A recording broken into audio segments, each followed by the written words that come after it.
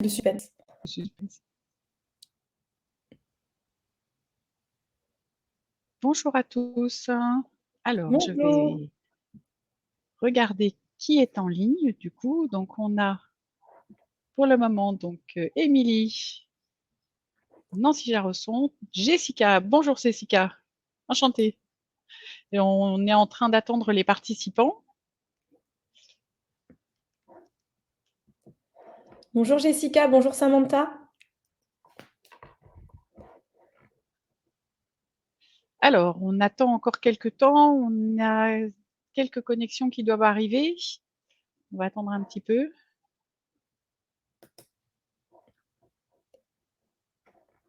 Je ne sais pas si je peux. Bon, je pense que si on n'est pas beaucoup, je vais mettre le micro à tout le monde, comme ça tout le monde pourra parler, ça sera plus simple. Ah oui, du coup, On si va... tu peux l'activer, c'est peut-être encore mieux Je pour pense que pouvoir je parler. peux l'activer. On va voir. Invité à participer. Jessica, je t'ai invité à participer. Est-ce que ça marche? Jessica se prépare, c'est indiqué. Jessica se prépare. Ah, mais du coup, c'est carrément sur scène. Ah oui. C'est Bonjour carrément sur scène. Jessica. Bonjour. Est-ce que tu veux présenter le design thinking? Est-ce que je veux présenter? Non. Je t'ai fait monter sur scène, Jessica, parce que pour le moment, on n'est pas beaucoup. Alors, hein, je bon. n'ai pas mis mon costume. Je n'ai pas de caméra en plus. Bon, on va attendre encore un tout petit peu. Ça, tu vas bien, Jessica? Très, très bien.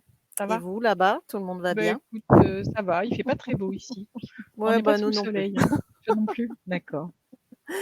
La Drôme est sous le brouillard. Ah ouais, le brouillard, il commence ici. Hein. C'est pas terrible. Vous avez de la neige? Non? On n'a plus de neige ici. On en a eu. T'en as eu aussi? Ouais, chez toi, il y en a eu? Ouais, le mardi aussi, ouais. D'accord. Alors, la question c'est, est-ce qu'on attend? Est-ce qu'on commence? Et de toute façon, il y aura le replay puisque c'est en replay. On va peut-être commencer parce que du coup, le replay pourra servir aux autres. Qu'est-ce que tu en penses, Émilie? Je te suis, oui. Je pense qu'on va commencer comme ça. Voilà, il y a 2 minutes.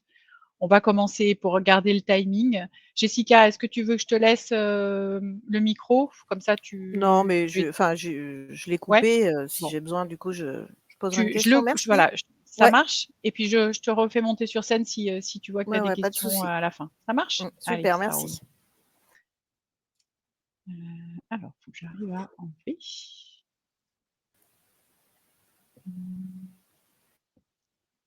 Il y a Elodie qui vient d'arriver. Elodie n'était pas là, il me semble. Bonjour Oui, Elodie. tout à fait. Voilà, Alors, bonjour, bienvenue. bonjour Elodie, bienvenue. Super. Du coup, on va commencer. On attendait les prochains. On va commencer maintenant. Donc, bienvenue à tous sur ce live formation. Donc, pour vous présenter la formation, la culture design dans vos projets touristiques et votre organisation. C'est donc une formation qui se déroule au sein de Trajectoire Tourisme et qui est une formation à distance. Donc, je vais juste vous dire 2 mots sur Trajectoire Tourisme. Donc, je suis Nancy Jarosson, je m'occupe de tout ce qui est les formations certifiantes et toute l'ingénierie financière, notamment le CPF. Trajectoire Tourisme est un collectif de 10 structures présents sur la totalité de la région Auvergne-Rhône-Alpes. On a des correspondants et on travaille en correspondance avec nos différents partenaires, ce qui nous permet de monter une formation, un plan de formation au niveau régional. On a des formations catalogues, des formations sur mesure, en inter ou en intra, et des formations certifiantes. La formation dont on va parler aujourd'hui, donc, elle sera animée par Émilie Lefebvre, qui est avec nous, qui a eu la gentillesse de bien vouloir venir présenter la formation. Cette formation sur le design thinking, on l'a déjà faite une première fois l'année dernière. Elle a eu pas mal de succès. Les gens étaient vraiment très contents à la sortie. Donc ça, c'était une belle réussite pour nous parce que c'était quelque chose qu'on n'avait encore jamais lancé, une formation sur 30 heures à distance. Et ça faisait plaisir à la fin de voir les retours. Voilà.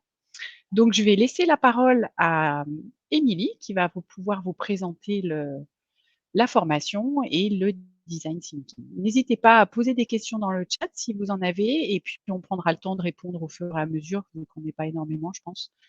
Plutôt que d'attendre la fin, on pourra faire ça au coup par coup. Voilà, et ben Émilie, c'est à toi. Merci Nancy, et n'hésite pas à intervenir hein, si tu veux Ça marche. rajouter des éléments ou quoi que ce soit. Maintenant, on commence à avoir de l'expérience ensemble sur ces formations design thinking, donc si tu veux compléter, n'hésite pas. Alors, bonjour à tous et à toutes. Alors, la présentation aussi, c'est de dire qu'effectivement, on travaille en partenariat parce que je porte la formation Design Thinking auprès de France Compétences, et c'est ce partenariat qui fait que là, vous avez un slide qui présente aussi EMI Digital, puisque c'est la structure que j'ai créée, que je dirige, pour laquelle je forme, je facilite le design thinking, le design d'expérience, l'intelligence collective, créativité, innovation. Et on travaille en partenariat avec Trajectoire Tourisme, notamment sur la partie design. On a déjà proposé beaucoup de formations au design thinking, que ce soit en inter, mais aussi en intra. Et on est allé aussi sur du niveau 2, où on est allé carrément créer des design sprints animés, en fait. Des design sprints avec des personnes qui apprenaient au sein de formations pour déployer la démarche design thinking. Donc voilà, c'est pour ça que ça nous tenait à cœur de lancer cette formation pour aller plus loin et certifiante, parce que ça fait quand même, Nancy, ça fait combien de temps du coup 2-3 ans maintenant Oui, tout qu'on à fait. déploie, Ouais. qu'on déploie, alors voilà, soit en inter, soit en intra avec du sur-mesure sur des vrais projets. Parce que la culture design, c'est de faire avancer des vrais projets. Et vous allez voir ça, je vais vous en parler plus en détail. Donc, juste petit mot d'introduction, vous êtes venus pour entendre aussi ce que c'est le design thinking, j'imagine. Est-ce que vous pouvez me mettre dans le chat, qu'est-ce que ça vous évoque, le mot design? Si on pouvait le traduire avec un mot un peu plus acceptable, parce que design thinking, c'est pas toujours compréhensible au premier abord. Est-ce que je vais regarder dans le chat. Qu'est-ce que vous pourriez dire sur voilà, qu'est-ce que ça veut dire design thinking?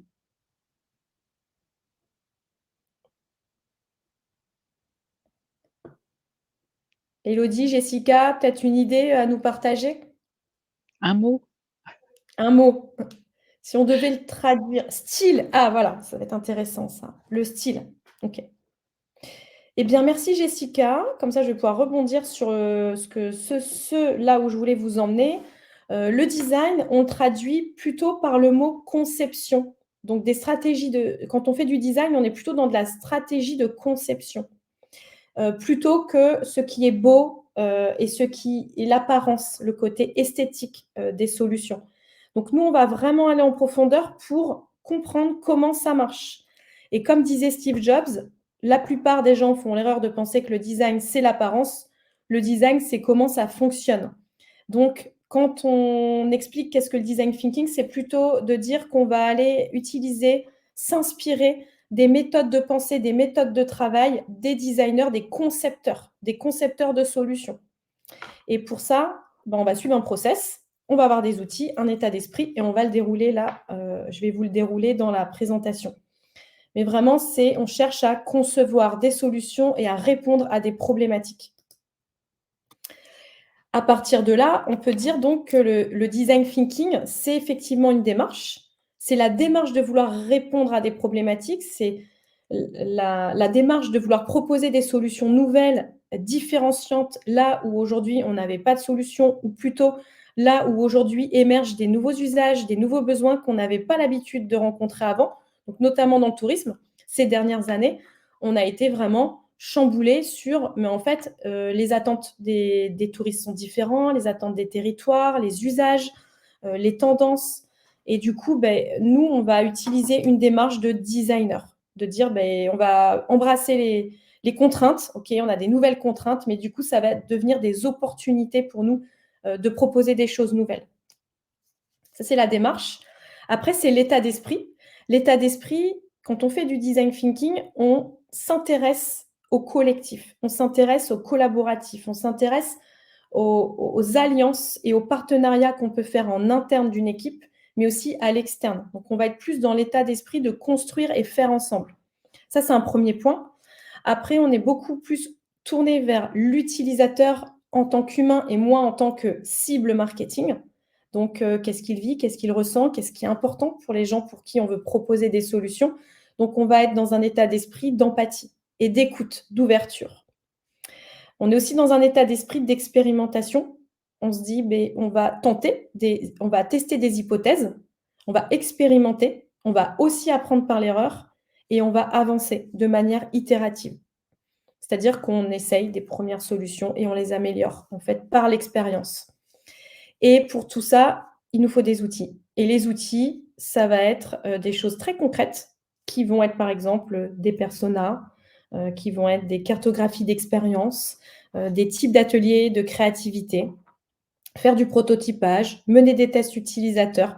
Voilà, donc on a une série d'outils et de techniques bien précises qui viennent du domaine du design et du design d'expérience utilisateur. Et c'est tout ça qu'on va apprendre en formation et qu'on déploie pour faire évoluer les méthodes de travail et l'approche en fait d'une stratégie, l'approche de la conception d'un nouveau produit ou d'un nouveau service, par exemple. Alors là, je vous ai planté un peu le décor avec, oui, c'est un process, c'est un état d'esprit, c'est des outils. Mais alors du coup, ce process, qu'est-ce que c'est? Concrètement, vous l'avez peut-être déjà croisé en faisant des recherches sur Internet ou vous ne le connaissez peut-être pas du tout. Donc n'hésitez pas, Jessica et Elodie, à me dire si vous avez déjà croisé un process de design. Et dans tous les cas, je vais vous le présenter. Alors, moi, je vais vous prendre un exemple pour vous présenter ce process. Et l'exemple que je vais vous prendre, c'est le sujet, le projet sur lesquels les participants ont travaillé lors de la dernière session de formation 30 heures du mois de mai l'année dernière, puisque la formation, vous verrez, elle est vraiment basée sur un projet. On est en mode projet, on expérimente le process du design, les outils, l'état d'esprit, sur un vrai projet. Et je dis un vrai projet parce que la particularité de cette formation, c'est que je vais chercher, ou avec Nancy, on va aller chercher des projets qui existent, sur lesquels on va pouvoir contribuer au sein de la formation. Et l'année dernière, en fait, je suis allée chercher un projet en fait, d'une start-up dans le tourisme, un homme qui s'appelle Guillaume Laurette, qui est un entrepreneur qui avait l'intention de créer une plateforme, on va dire, web, pour promouvoir les mobilités douces. Donc, je vais vous prendre cet exemple parce qu'on est parti de son projet. C'est un concept, il avait un concept, mais qui n'était pas assez challengé. Donc, en fait, je l'ai challengé dans la formation et vous verrez, je vais vous en parler comme exemple pour voir un petit peu comment ça a évolué et ce que ça a pu apporter le design thinking sur ce type de projet. Donc, Il y a Émilie, oui. il y a Elodie qui demande, mais si on n'a pas de projet? Si on n'a pas de projet pour venir en formation, Elodie, c'est ça? Oui, c'est ça.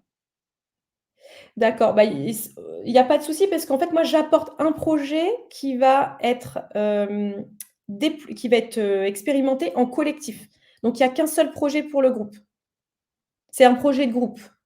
Donc voilà, vous venez pas avec un projet. Par contre, moi, je viens avec un vrai projet. Vous travaillez sur ce vrai projet.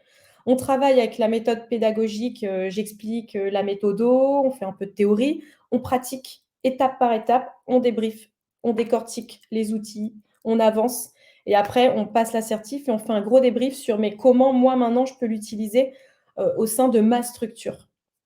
Voilà et après comment tu peux le transposer, ça c'est la fin de la Exactement. formation. C'est Mais tout à du coup, fait on ça. est sur un vrai projet en mode lab. Voilà, donc du coup, je vais prendre cet exemple. Je prends l'exemple de Guillaume, donc avec sa start-up Sweet Route que j'avais rencontrée au Tourisme Lab en Nouvelle-Aquitaine. On les avait accompagnés dans l'incubateur et je me suis dit: «Là, il y a un fort potentiel, mais on va le challenger avec des professionnels du tourisme» et les professionnels du tourisme qui sont venus se former comme vous ont vraiment adoré, travailler sur ce projet parce que j'avais des personnes qui travaillaient déjà sur les mobilités douces. Donc j'avais une participante, par exemple, qui développait les voies cyclables dans son office de tourisme. Donc tout ça, en fait, toute la formation l'a aidé sur la méthode, mais a aidé aussi sur la thématique. Donc, point de départ, problématique initiale. On parle soit d'un sujet, d'une idée ou d'un problème initial. Là, le problème, on pourrait dire que c'est comment est-ce que l'on peut promouvoir les mobilités douces à travers une solution numérique. Ça, c'était un peu notre point de départ, parce qu'on avait un projet d'entrepreneur. Et donc, de se dire, au lieu de, on va créer un blog, on va créer un site internet, on déploie, on fait un cahier des charges, on livre, et on se rend compte que finalement, notre solution ne répondait pas à 100% aux besoins, ou n'était pas assez innovante et audacieuse. Eh bien, là, moi, je dis à ce moment-là, attendez, on fait un pas de recul et on ne va pas tout de suite dans la solution. Un site internet, une plateforme, un blog, OK, c'est une intention de départ. On va juste la mettre de côté et on va aller écouter le terrain, on va aller écouter les personnes susceptibles d'être les utilisateurs principaux des mobilités douces. Donc, si on veut faire évoluer les territoires et les habitudes des personnes qui se déplacent avec les mobilités douces, qui sont-ils? Aujourd'hui, quelles intentions ils ont? Quelles pratiques ils utilisent? Quel niveau d'usage? Quels sont leurs objectifs, leurs besoins, leurs motivations? Donc, c'est tout un tas de questions qu'on est allé questionner auprès de vrais utilisateurs. Donc, au sein de la formation, donc il y a des interviews qui sont faites. Même là, sans vous parler de la formation en spécifique, hein, mais dans le design thinking, on va questionner les utilisateurs, on va les observer, on va faire ressortir en fait tout un tas de données, on appelle ça des données collectées auprès de la recherche utilisateur. Et lorsqu'on a suffisamment été observer le terrain, on va modéliser. On va modéliser sous forme de persona, cartographie d'expérience, carte d'empathie, ce que l'on a compris, du vrai besoin. Donc, on va vraiment en profondeur rencontrer les gens pour comprendre à quel moment, à quel niveau il se passe des choses qui vont nous intéresser pour la suite de la solution qu'on a envie d'apporter. Et une fois qu'on a bien recueilli toutes ces données, on les a modélisées. Donc, c'était une phase de divergence, donc la phase d'immersion, la première phase. Eh bien, on va passer dans une deuxième phase qui est une phase de convergence, fort de tout ce qu'on aura pu observer parce qu'on a ouvert complètement le champ des possibles, on accueille plein d'informations. Donc là, il y a beaucoup de données, beaucoup de besoins qui ressortent, mais on ne va pas pouvoir, dans une solution, répondre à tous les besoins pour tout le monde. Sinon, on n'est pas sur une solution qui est suffisamment impactante, pertinente. Donc, à un moment donné, il faut faire un choix et on se dit, mais finalement, quelle est la problématique majeure, celle sur laquelle il y a un vrai potentiel d'innovation, celle sur laquelle il y a un vrai potentiel d'apporter de la valeur avec une solution. On ne connaît pas encore la solution, ce n'est pas grave. Mais en tout cas, quelle est la problématique qu'on veut résoudre? Et non pas que l'on a imaginé de notre propre point de vue, mais que l'on a retenu, que l'on a compris parce qu'on est allé rencontrer les gens pour qui on veut apporter des solutions. Donc, on est en phase numéro 2 et on va définir une problématique majeure, ça devient le challenge. Donc, pour le coup, là, je n'ai pas en tête la problématique qui avait été identifiée. Par contre, je pourrais vous parler de la solution. Je me souviens bien, ils sont partis sur plein d'idées. Donc après, en phase numéro 3, on part en phase de divergence avec pas mal d'activités de créativité, d'intelligence collective. C'est pour ça que je vous disais, il y a un projet par groupe, parce que tout ça, ça se fait en collectif. Un groupe souvent de 4 à 6 personnes par projet. Donc toutes les idées, construction sur les idées des autres, intelligence collective, beaucoup de créativité, tout ça, c'est basé aussi sur des inspirations qui sont faites lors de benchmark, études d'inspiration de l'existant. Et puis, à un moment donné, quand on a imaginé plein de solutions, on va prioriser les idées et les solutions qui sont les plus pertinentes, les plus intéressantes à aller prototyper. Donc, on prototype après, en phase de convergence, de façon à aller tester auprès des utilisateurs un nouveau concept, par exemple, une nouvelle solution, clé en main, bien définie, avec plein de détails dedans, parce qu'on a eu plein de détails dans les idées, on les a concrétisés dans le prototype et on va les tester. Et une fois qu'on a testé, en général, on se rend compte qu'il y a encore des axes d'amélioration grâce aux avis et aux retours des utilisateurs. et on améliore le prototype, donc la solution. Et après, on est prêt. En général, on est prêt à lancer sur le marché. Donc là, pour le coup, l'exemple de Guillaume Laurette avec sa start-up, il est parti au début d'une envie de créer un blog. Finalement, on s'est rendu compte que c'était carrément une communauté qu'il fallait créer, qu'il fallait déployer. Une communauté qui contribue à la création de nouveaux voyages en termes de mobilité, etc. Une solution qui a pris complètement une autre dimension parce que les utilisateurs ont été pris en compte et aussi parce qu'on a challengé l'idée et on a challengé le projet grâce à toutes ces étapes de ce process de design. Donc ça, c'était pour vous expliquer le process qu'on retrouvera à chaque fois avec l'exemple de Sweetroot, en l'occurrence. Mais on peut faire quoi? On peut faire du design d'offres, on peut faire du design de service, on peut repenser la stratégie d'un office de tourisme, on peut repenser la stratégie de communication. En fait, dès qu'on a un besoin, un projet, on peut le mettre en point de départ, là où vous avez le problème initial, et on va à chaque fois redéployer toutes ces étapes. La phase de La compréhension méthode. du besoin, la méthode. La méthode, en fait, peut se retrouver à différents endroits. Je te coupe juste 1 minute, Émilie. Il y a Élodie Juillard qui dit: «C'était pas de nouvelles offres pour les curistes à Dax». Ça, c'était une autre formation que tu as faite, les curistes à Dax, hein?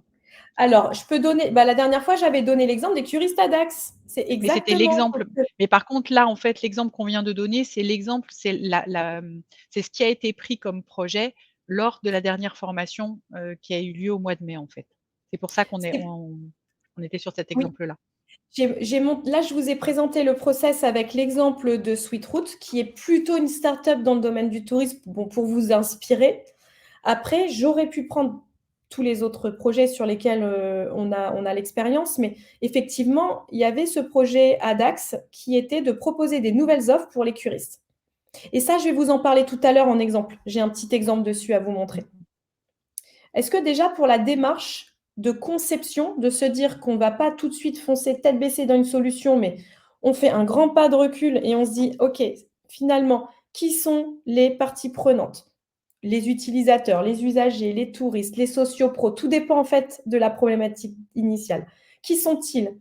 S'intéresser à eux, les découvrir, les rencontrer, comprendre le vrai problème ou en tout cas une problématique majeure qui a du sens, sur laquelle on va pouvoir travailler pour apporter des solutions. Donc après des phases d'atelier, de brainstorming, d'idéation, de créativité, du prototypage pour aller tester et valider un projet. Est-ce que déjà ce process, ça vous parle?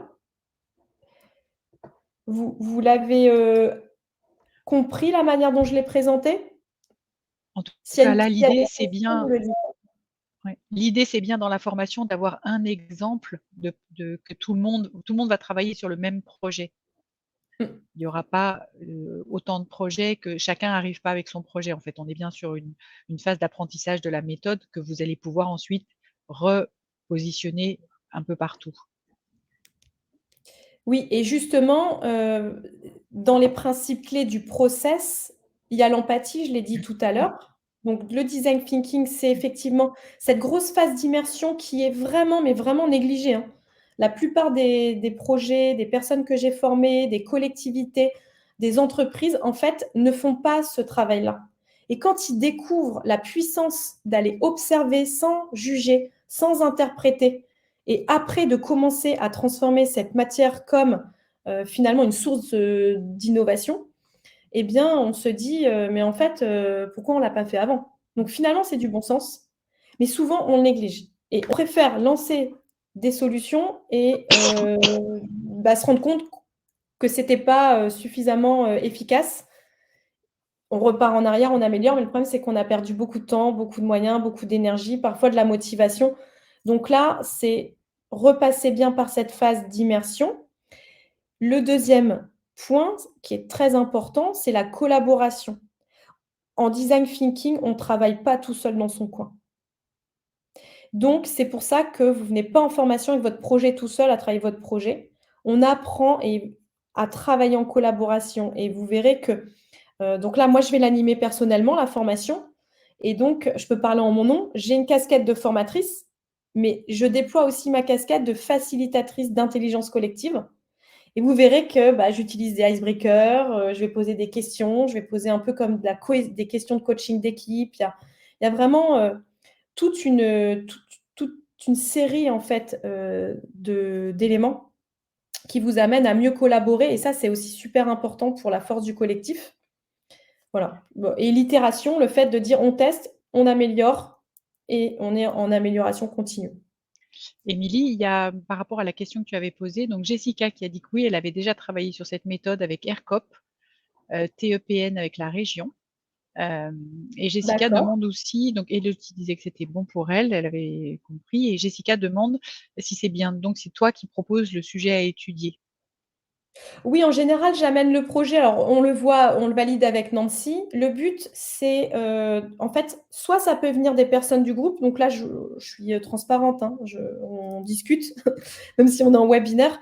Ça peut venir, par exemple, d'une personne qui participe. Mais le souci, c'est que ça peut créer des discords dans le sens où si d'autres personnes avaient envie de mettre leur projet, donc nous, on avait fait le parti pris avec Nancy de dire on va amener un projet extérieur des participants pour pas léser certaines personnes qui auraient voulu montrer leur projet et aussi pour que vous puissiez apprendre en vous détachant de l'importance qu'un projet peut avoir pour vous parce qu'on est comme en formation. Moi, je vous pousse à être vraiment dans l'action, à être sur des vrais projets. Mais plus vous êtes sur votre vrai projet, finalement, moins vous êtes quand même Moi, il y a de détendu recul. dans la phase Ouais. d'apprentissage. Donc, voilà. Mais tu peux réagir, Jessica, nous dire ce que tu en penses, hein, ça nous intéresse. Elle met je Voilà, comprends. je comprends, tu vois. Bon, avec Nancy, on a fait une longue discussion là-dessus, hein. On s'est dit, qu'est-ce qu'on fait? Oui, Donc, notre parti ça y pris est. à ce jour, c'est d'amener un projet à l'extérieur et qui, en plus, peut aider un entrepreneur, mais en tout cas, un vrai projet. C'est un vrai Moi, projet. C'est pas forcément un projet des participants, mais c'est un vrai projet. C'est pas quelque chose qui est purement théorique. après, on peut imaginer un projet qui pourrait servir à tous les participants. On est ouvert là-dessus, hein, en s'y prenant à l'avance. Du coup, il y a Jessica qui dit je suis d'accord sur le recul à avoir sur un projet extérieur. Voilà. Bon, ceci dit, je fais aussi des formations en intra sur les vrais projets, hein. Donc, oui et non. Enfin, il y a aussi la possibilité, vous voulez travailler sur un projet en dehors de cette formation, vous pouvez demander aussi à Nancy qu'on fasse un intra sur un vrai projet. Par la suite, on peut le faire. Top. Voilà, donc je vous ai présenté le double diamant, ça c'est le process, ça va être notre base. Je vous ai présenté aussi du coup les 3 principes clés sur lesquels on va travailler et du coup, on peut appliquer ça sur plein, de sujets, je dirais. Ça peut être du design de produits, ça peut être du design d'offres, notamment pour vous, souvent, c'est des offres touristiques. Mais ça peut être pour les offices de tourisme. Quelle offre on va pouvoir proposer à nos sociopros? De quelle manière on a envie de les accompagner maintenant? Peut-être qu'on peut évoluer aussi dans la manière d'accompagner nos sociopros ou toute autre partie prenante. Mais vraiment, on peut être sur l'offre, on peut être sur l'espace. On pourrait imaginer aussi de faire du design thinking sur l'aménagement de l'office de tourisme et de se dire, mais en fait, quelle nouvelle expérience on a envie de faire vivre dans l'office de tourisme, sur un lieu peut-être, un lieu touristique, et ainsi de suite. Vous voyez, à partir du moment où derrière, on a une expérience, une offre, ça va donner vie à une expérience, un espace aussi, une interface, et tout le reste, c'est quelle expérience on veut proposer derrière. Après, on le matérialise par une offre, un espace, une interface. Une interface, j'entends par là tout ce qui va être application, site internet, logiciel. Là, on a plutôt le numérique qui vient derrière les interfaces. On a après le design d'organisation. Vous pouvez repenser votre manière de vous organiser dans un collectif, sur un territoire, dans une équipe, grâce au design thinking. Donc, par exemple, vous pouvez venir en formation, nous, on peut le faire sur une offre ou sur un service. Et après, vous pouvez redéployer la méthode pour mieux vous organiser en interne. Vraiment, les personnes que je forme font ça aussi. Après, réutilisent le design thinking pour résoudre des problématiques au quotidien. Voilà. Et le design de service. On veut proposer un nouveau service. Typiquement, là, sur SweetRoute, on était sur du design de service. Qu'est-ce qu'on veut proposer? Comment on veut déployer les mobilités douces? Quel service derrière on propose? Donc, ça, c'est un exemple. Autant on peut avoir des designs d'offres. Donc comme vous voyez que c'est large, ça vient quand même de la grande, tendance qui a été insufflée par Tim Brown, qui est un des fondateurs de l'agence IDEO aux États-Unis. Il faut savoir que c'est cette agence qui a vraiment popularisé le design thinking partout dans le monde. C'est arrivé en France, plutôt vers 2012, commencé à être connu en 2014, donc c'est assez récent. Ça prend son essor, mais l'intention derrière, c'est bien de dire que le design, donc la manière de concevoir, est tellement importante pour être laissée aux seules mains des designers. Donc aujourd'hui, moi-même, mon intention, c'est de diffuser ça et de dire, bah, vous n'êtes pas obligé de faire appel à des consultants extérieurs, vous n'êtes pas obligé de faire appel à des designers à chaque fois que vous voulez résoudre des problématiques ou proposer quelque chose de nouveau, parce que la force du collectif peut le faire de manière autonome. Vous verrez avec cette méthode, vous pouvez travailler sur plein de sujets différents et être autonome, c'est le but. Voilà, voilà. Donc maintenant, place aux exemples. Au niveau des exemples dans le tourisme que je peux vous partager, justement, bah, il y a l'Office de tourisme de Dax. Donc l'Office de tourisme de Dax, on a fait beaucoup de choses avec eux et d'ailleurs, vous pourrez, voir, c'est un article, sur, le blog de Trajectoire Tourisme, un superbe article, qui a été fait, en allant interviewer, bah, Xavier, qui est la personne que j'ai formée et accompagnée à l'Office de tourisme et moi-même et on raconte en fait l'histoire. Ça s'est passé au début du covid. Xavier a suivi une de mes formations, 2, 3 formations, notamment le design de service et à un moment donné, après, il m'a dit, «Mais moi, en fait, j'ai envie, de proposer, auprès, de mon office de tourisme, un design sprint». Donc le design sprint, c'est la manière dont on applique le design thinking et il est parti du principe de se dire qu'à Dax, donc eux, sur le territoire de Dax, ils ont la particularité d'avoir des curistes, donc il y a des cures thermales et il faut savoir que le curiste, en dehors de ses cures thermales, il est donc touriste. Il va, se promener sur le territoire, il va consommer, il a des besoins, des attentes. Mais les curistes d'aujourd'hui ne sont plus les curistes d'il y a, 20-30 ans. Donc il y a un moment donné, l'offre était vieillissante, et cetera. Donc il s'est dit: «Bah, on va re-questionner les attentes des curistes à Dax, de manière à proposer des nouveaux packs touristiques autour de la cure thermale». Donc voilà, là, je les ai accompagnés sur une formation sur mesure, après la première initiation, où ils ont créé et on a animé un design sprint au sein même d'une formation et on a invité les élus, les sociopros, les représentants des cures thermales et tout le monde a participé pour créer 4 nouvelles offres touristiques. Voilà, pour, des cibles différentes. Il y avait les néo-curistes, il y a les curistes d'aqua, les curistes qui ne vont pas faire leur cure à Dax pour comprendre comment on peut capter des nouveaux curistes qui ne viennent pas à Dax et aussi s'intéresser aux néo-curistes, c'est-à-dire ceux qui ne sont pas encore curistes, mais qui vont potentiellement le devenir. Comment on les attire pour que lorsqu'ils vont commencer leur cure, pour qu'ils viennent à Dax et non pas ailleurs? En tout cas, pour qu'ils viennent au moins à Dax.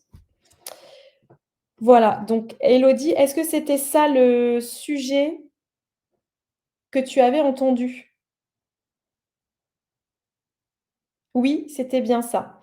Voilà et du coup, la suite de l'histoire, c'est que ça a tellement bien fonctionné, Xavier est en train de créer un lab, quand même. Un lab d'innovation au sein de l'office de tourisme et vous avez aussi des curistes. Bah, voilà. Super Xav, oui, tout à fait et l'équipe, hein, ils sont vraiment, vraiment très branchés, donc moi, en fait, j'ai oublié de vous dire, je l'ai pas dit, je suis sur Bordeaux.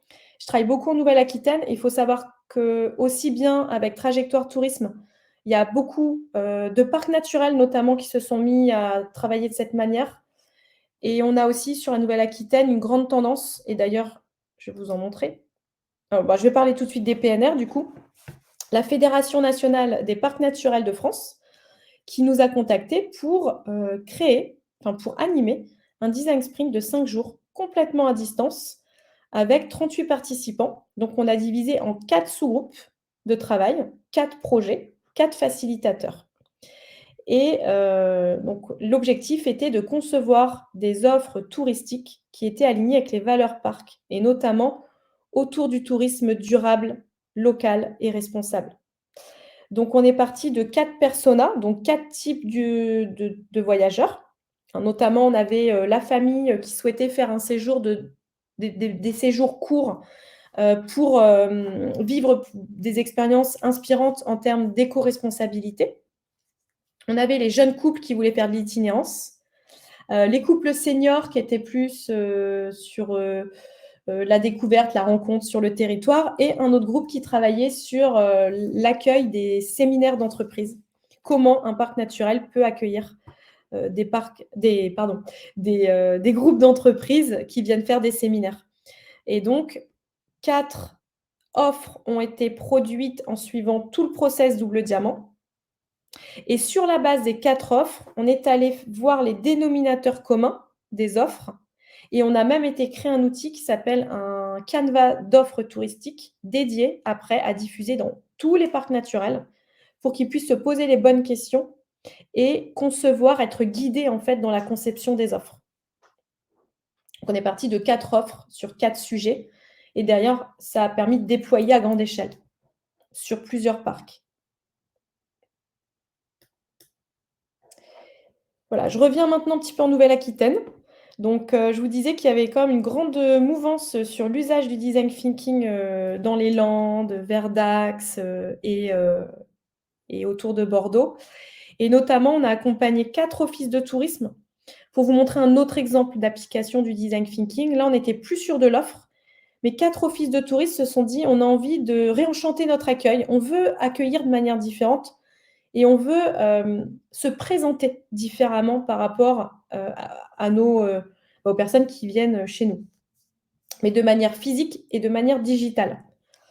Donc on a accompagné 4 offices de tourisme sur 4 jours et ils ont chacun travaillé des solutions adaptées à leur territoire, adaptées à leur contexte. C'est vraiment des solutions sur mesure.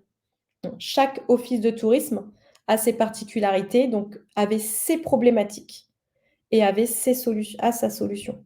Elles étaient toutes différentes, clairement.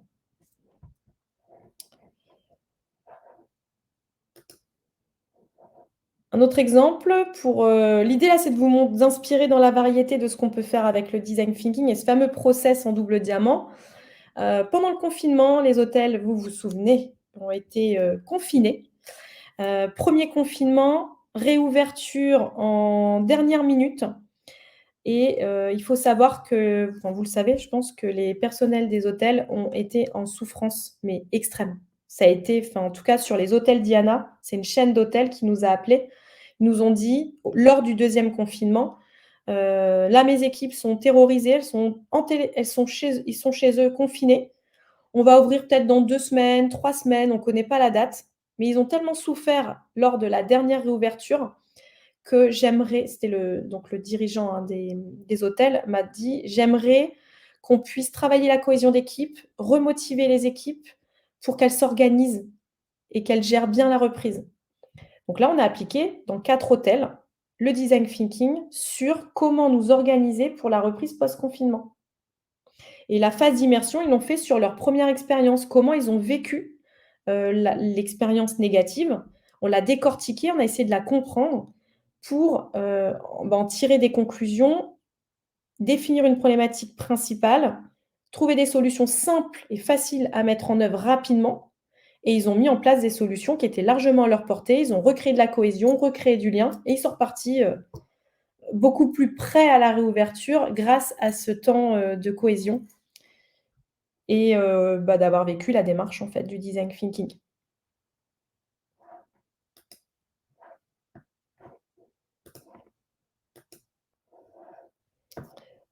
Encore, d'autres choses qui peuvent éventuellement vous inspirer, le CDT des Landes qui, a voulu utiliser le design thinking pour re-questionner, réenchanter une saison touristique, donc la saison touristique du Printemps des Landes, mais une saison qui dure sur plusieurs semaines et finalement, ils se sont rendus compte que c'était pas tant le contenu, de la saison qu'il fallait re-questionner, c'était la saison en elle-même. Et ça les a inspirés pour aller créer une box, la Détox Box. Donc en fait, ils sont passés complètement sur un autre concept.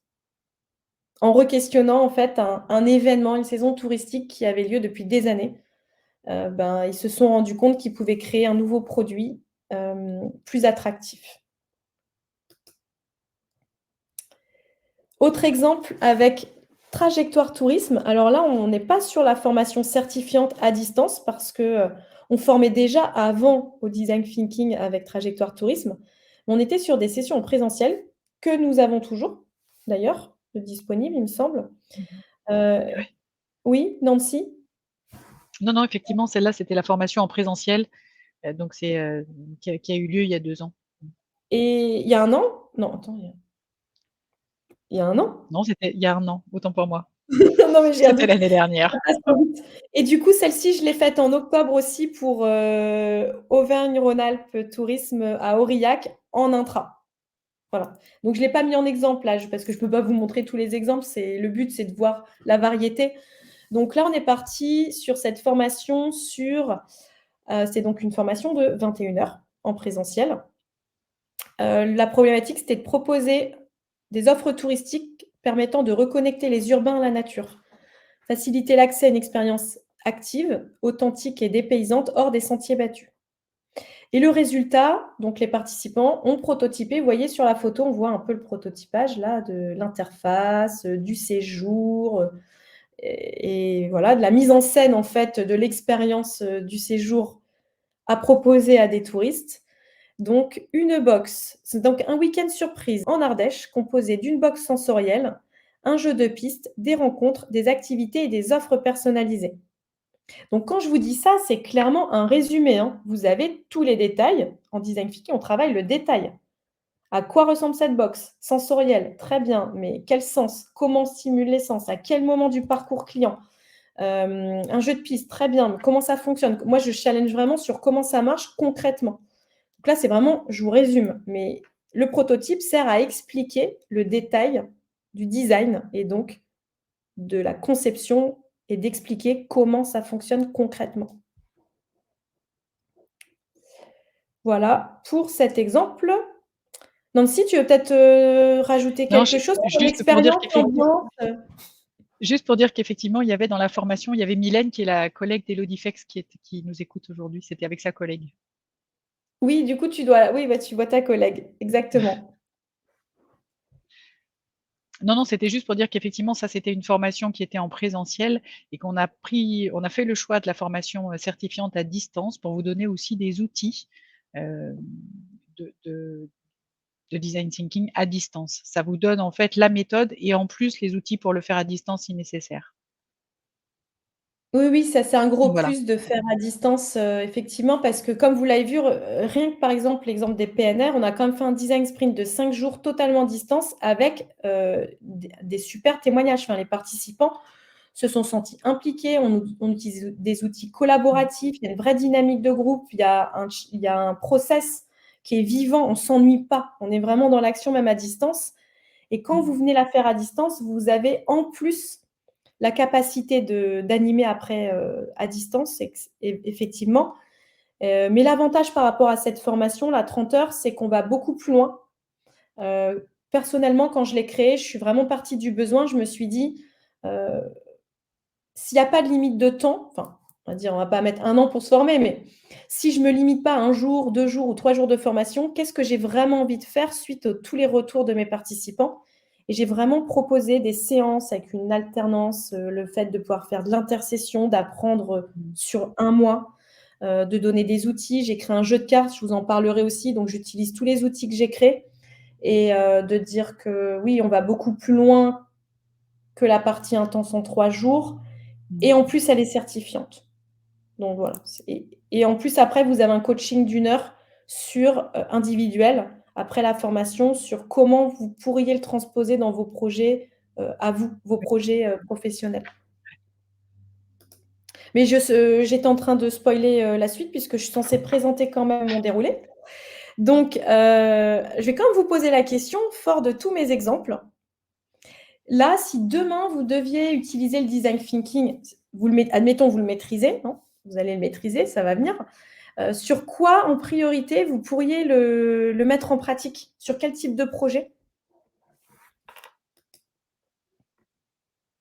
Alors, Jessica est en train d'écrire. On va attendre les réponses.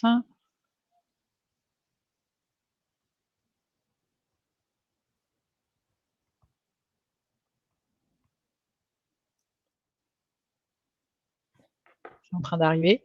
Alors là, Élodie, c'est pas un projet, Alors, c'est 10 projets, non? Alors, non, je plaisante. et On veut Jessica, on veut créer des offres pour les entreprises, team building, tout est à faire. Élodie, OT de demain, le tourisme durable. Alors l'OT de demain, repenser la stratégie de l'OT complètement, on fait et il vaut mieux d'ailleurs repasser par du design thinking, pour le repenser, avec toutes les parties prenantes de l'office de tourisme. Exemple, vous pouvez avoir on va aller interviewer, les touristes, les habitants, les sociopros et puis on va questionner, pour, proposer une stratégie adaptée à toutes les parties prenantes. Le tourisme durable, qu'est-ce que tu entends, Élodie, par tourisme durable? Ça serait quoi? Des offres? C'est quoi l'intention derrière? L'impact que tu aimerais produire sur le tourisme durable?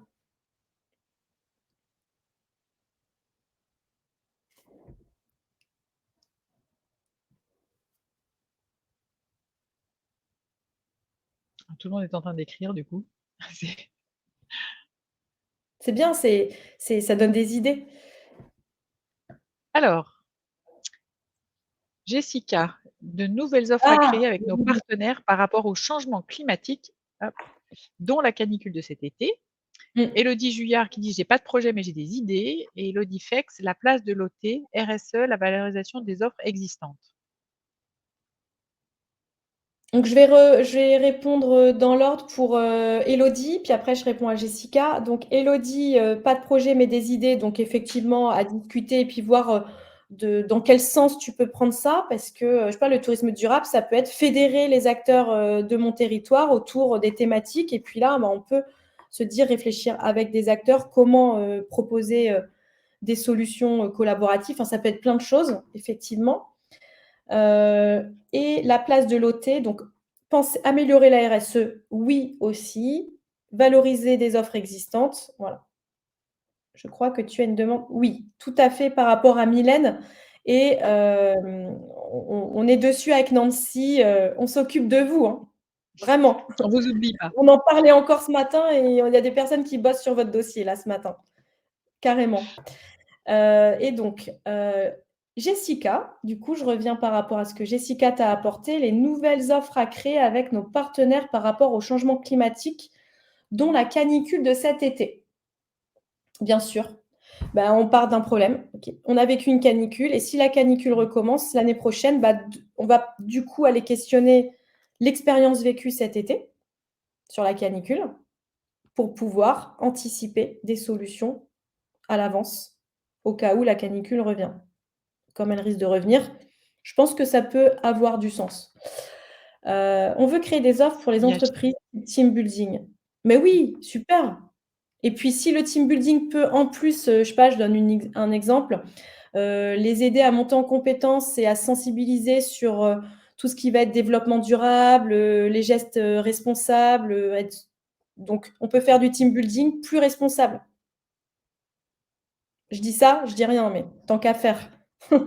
Ça peut être. Jessica dit aussi on voudrait les aider à trouver de nouvelles offres.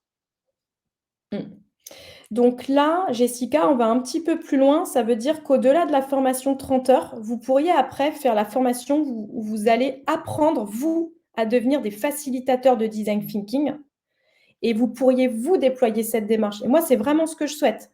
C'est que derrière, vous allez, vous, utiliser ce que moi, j'utilise avec les acteurs du tourisme. Vous pourrez accompagner vos sociopros, vous pourrez repenser votre manière d'accompagner aussi, de manière à aider vos clients, par exemple, à développer des nouvelles offres. Est-ce que vous voyez ce que je veux dire? C'est le niveau 2, ça. C'est le niveau 2. Et ça, on l'a fait, vous en parlerez avec Nancy. Ouais. On l'a fait pour les PNR. Ouais. Donc le niveau 1, c'est approprier la démarche et le niveau 2, c'est savoir la repositionner sur d'autres thèmes. Et on peut vous former en intra directement sur un design sprint que vous créez et on vous accompagne à l'animer dans le cadre de la formation. Et comme ça, vous êtes sur votre propre projet pour le coup. Mais en niveau 2. Top. Alors, du coup, je vois que les exemples, ça vous a inspiré. Donc, vous avez déjà des idées sur quoi pouvoir pratiquer. Le cadeau caché que j'ai constaté à chaque fois dans toutes les personnes qui se mettent au design thinking, c'est le plaisir de faire ensemble, le plaisir d'être créatif, le plaisir d'imaginer des choses nouvelles. Donc, il y a vraiment une reconnexion aussi au sein des collectifs et des équipes. Et ça, c'est pas à négliger. Je le souligne quand même. Au-delà On du sent qu'il y a résultat, une il y a quand même on sent il y a qu'il y une a une vraie énergie. émulation. Ouais, une vraie Oui, émulation, une vraie énergie qui se dégage, hein. Ça, c'est clair que ça transparaît. tu l'as senti même en présentiel, Mmh. il y a 1 an quand on faisait Mmh. les Ouais. prototypages. Voilà, donc du coup, je surveille l'heure. Alors je vais maintenant vous présenter le parcours qu'on propose sur la session du mois de mai. Donc il y a effectivement 30 heures, c'est à distance, c'est décomposé en séances de 3 heures et la première séance, c'est le 4 mai. On fait un brise-glace pour apprendre à se connaître, parce que les personnes qui vont rejoindre la formation ne se connaissent pas spécialement. Je fais une introduction sur le design thinking plus poussée que ce qu'on vient de voir là, bien sûr, et je lance le projet Fil rouge avec un atelier de cadrage qui s'appelle un speedboat, où vous prenez déjà en main le projet et on se pose les questions: quel est l'impact que l'on veut produire, vers où on veut aller, quels sont nos objectifs, quels sont nos freins potentiels, quels sont les risques que l'on pourrait aussi identifier, quels sont nos leviers. Enfin, un super atelier de cadrage déjà dynamique de groupe. Et après, ça nous permet de rentrer en séance 2 sur la recherche utilisateur et vous allez préparer votre guide d'interview pour aller interviewer en intersession les utilisateurs. Vous allez sur le terrain, bon à distance, vous pouvez aller en présentiel aussi, mais vous allez questionner et vous allez vraiment mener la technique d'interview, je dirais dans les règles de l'art, parce que ça s'apprend, hein, mener des interviews, hein. C'est pas du sondage, c'est pas du questionnaire. Et ensuite, on se retrouve le 15 mai pour récupérer les données collectées, réaliser le persona, la carte d'empathie et faire un début de cartographie d'utilisateur. Suite, le lendemain, le 16 mai, donc on sera sur la deuxième phase du double diamant, définir la problématique, donc fort de tout ce qui aura été collecté sur le terrain, mais quel est le challenge principal du projet? Ensuite, je vous prépare des techniques de benchmark et d'inspiration que vous allez mener en intersession. Comme ça, sur le challenge défini et le projet, vous pouvez aller chercher de l'inspiration parce que ça nous aide ça, sur la créativité. Et donc on se retrouve après pour une séance d'idéation, de créativité, en intelligence collective, puis une séance de prototypage. Donc après, quand toutes les idées sont explorées, on en choisit, on en priorise et on prototype une solution sous forme de storyboard. Après, vous pourrez affiner le storyboard sous forme de prototype pendant encore de l'intersession. Donc, je ne l'ai pas dit aussi, mais je crée un groupe WhatsApp. Donc du coup, pendant toute la formation, on se parle tout le temps, le groupe interagit et avance ensemble sur le projet, même quand il n'y a pas de formation, de séance. Et donc le prototype, après, il est un petit peu quand même affiné et on se retrouve pour parler du business model. Et je l'ai fait évoluer ça, j'utilise plus le business model Canva qu'on utilise de manière assez classique et générale. J'utilise le Circular Canvas de Circulab, puisque je suis formée aussi au design circulaire et j'utilise un outil qui va nous permettre d'aborder la notion de résilience et d'impact positif sur notre environnement et les écosystèmes. J'entends par là, une fois qu'on a prototypé une offre, on va aller réfléchir à quel impact positif elle va créer sur le territoire en termes d'énergie, en termes de collaboration, en termes de création d'emplois, etc. Et on va essayer d'améliorer ça à travers l'offre, d'avoir un impact positif. Et la séance 8, je vous prépare au test utilisateur, vous préparez vos guides de test et en intersession, vous menez vos tests. Donc c'est vraiment projet complet, hein. Vraiment, vous vivez le vrai projet de A à Z Et on se retrouve pour, le passage de la certification en séance 9. On fait un débrief général. On fait un retour aussi sur les tests utilisateurs, un débrief de la formation. Tout ça, c'est en collectif et la dernière séance, c'est 1 heure. Donc on passe 1 heure ensemble pour faire une rétrospective de la formation et qu'est-ce que vous pourriez en faire dès demain? Par quoi vous allez commencer? Et je rajouterai aussi un élément que j'ai pas mis ici. Depuis 1 an, en fait, j'ai développé la communauté EMI Digital. Donc l'idée, c'est que vous puissiez vous retrouver sur une plateforme et vous pouvez, après la formation, continuer à parler entre vous, entre personnes formées au design thinking et partager sur des projets, des nouveaux outils, voilà et continuer à apprendre entre pairs, même après la formation.